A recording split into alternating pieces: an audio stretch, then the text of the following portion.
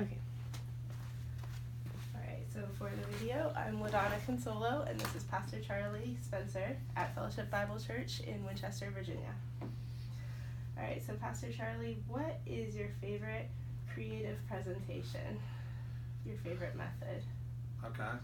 I think part of it would tie in with object lessons, because kids today are so visual that anytime that you can present any kind of an object lesson that ties in with the biblical message that you're presenting, that it just connects with them. Does that make sense? Yeah. Okay. Yeah. I'll give you a few examples here.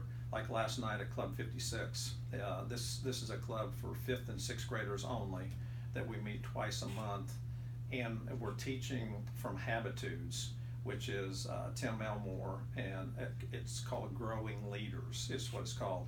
But we teach biblical principles with images. And last night's image was the discipline bridge. Okay. And so regardless of if you're a 5th or 6th grader or an adult or a teenager even, you have to build disciplines into your life, and they don't come overnight. They take a long time to develop. So I approached one of our maintenance guys here a couple of weeks ago, and I said, hey, this is our image this month.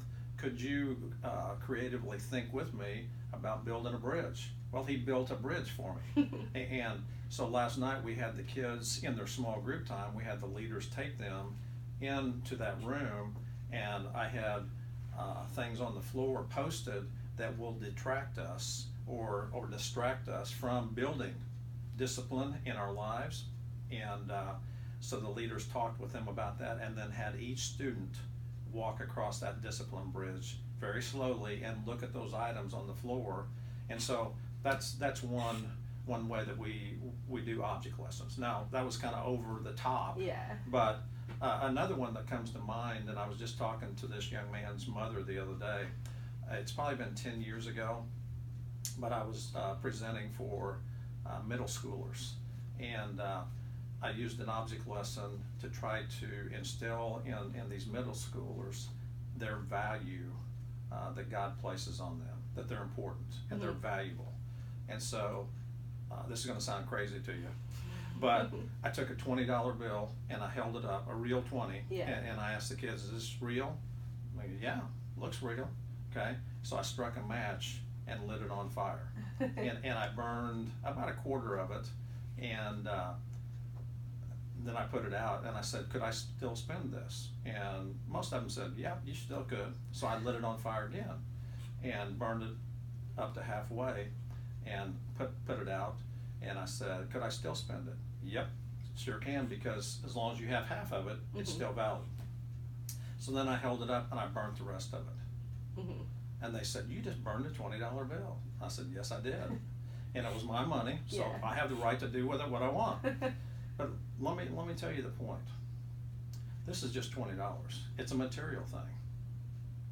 You are more valuable, much more valuable than this $20 bill I just burned up.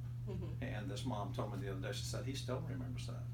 It's just, I think object lessons are a tool that we need to use to apply biblical principles, because kids don't forget that. Adults don't either. Yeah.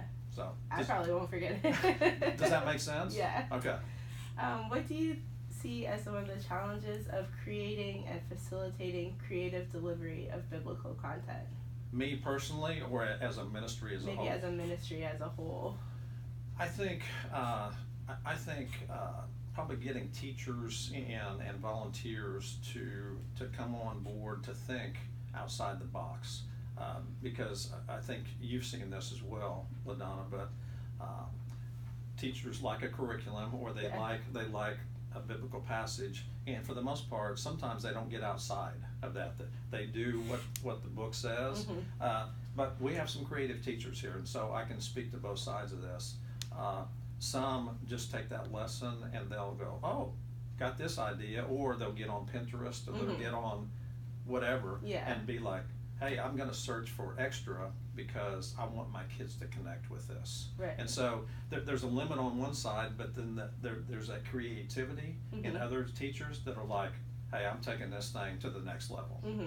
And then do they take it too far sometimes and lose the biblical content? No, I don't think so. We're Okay. really blessed here. You and Mike have been here the last Yeah. year visiting with us, and I think you know our culture pretty well. Yeah. But we're committed to teaching biblical truth from kids, well, basically from the cradle to the grave. Right. And you know that. Yeah. And so the curriculum that we follow obviously is based that way. Mhm. And then, but our teachers don't take creative liberties. Yeah. They do not. Yeah. They follow the story. Absolutely. Yeah. So then, do you create your own lessons and services, or do you use like a curriculum? Yeah, during the year we use a standardized curriculum, and here's why. Because I found over the years, I've been in kids ministry 27 years, Mhm. and I found over the years that teachers and volunteers want something that you can hand them and even walk through with Mhm. them, but they want a instruction for them. Okay. They want to know what to do.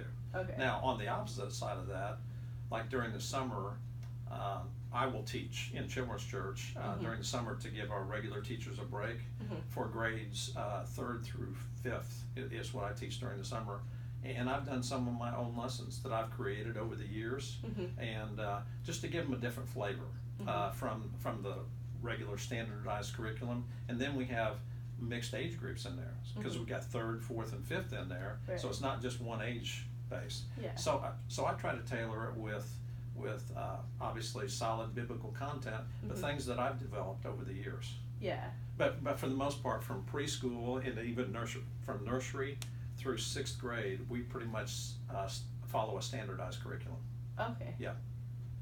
And another question I had was, how much do you factor in or not factor in like pop culture things? Do you factor those into like when you're planning the lesson? Like if everyone is into, I think it's Fortnite right now, some Okay. dance game, Yeah. or American Idol, do you factor that in, or do you just do your own thing separate? Yeah, we don't do much of that. I mean, to Yeah. be honest with you, we Yeah. don't because again, and maybe we should, Mhm. but we want to stay focused biblically Yeah. and not bring up what the culture's doing or what it's immersed in. Yeah. This is what we want to stay immersed in. Right. And the biblical truth, so that when there is a counterfeit that Yeah. comes up, it's easy to spot. Yeah. Does that make sense? Yeah, that does. Okay. Yeah. And my last question was just, what do you do with volunteers, people who want to serve in kids ministry, but they're not really connected with kids? How do you handle something like that? Well, and again, it's difficult, Yeah. but I'll give you a couple of examples. I served in a church in Dallas, Texas before I came here, Uh-huh. and there were a couple of times that over the years that I had to go to. I can think of one in particular, maybe two, that I just basically had to go to them and say, you know what, children's ministry might not be your gift. Why don't you serve or try, Mhm. experiment, but plug into some other ministries. Yeah. And the one instance that I'm thinking about, this gentleman left kids ministry, and I did it very graciously. I didn't Yeah. boot him out or anything, you know what I mean? I didn't, but I just said, why don't you plug in somewhere else and see where you fit?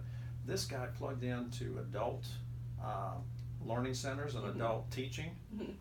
thrived, and he was a That's great great. adult teacher, Yeah. but he was not a kids teacher. Yeah. And then in our kids on meetings with the ladies, nursery, preschool, and kids on worship, and myself doing elementary, we meet twice a month. Recently, one of our ladies said, you know what, I've got a couple of people that you can tell they're just kind of showing up because they have to, Yeah. that kind of thing. And she said, I mentioned to them, hey, if you're not enjoying this and it's not fulfilling to you, you might want to look somewhere else. Yeah. And she said, I gave them the liberty to leave without feeling guilty, Yeah. without kicking them out. Yeah. Does that make sense? Yeah. Okay. I think when people look to get involved, kids seems like so easy Mm-hmm. that it could be a first stop Right. choice for volunteers Yes. who aren't necessarily people. That's right. That's right. And don't have a passion for it. Yeah. And what we look for too here is for people that love the Lord, first of all, and then that love kids. Yeah. And I had a teacher in Dallas one time that told me years ago, and I'll never forget this. She came to me one Sunday morning. She and her husband taught 1st and 2nd grade combined. Mm-hmm. She said, Charlie, I want to tell you something.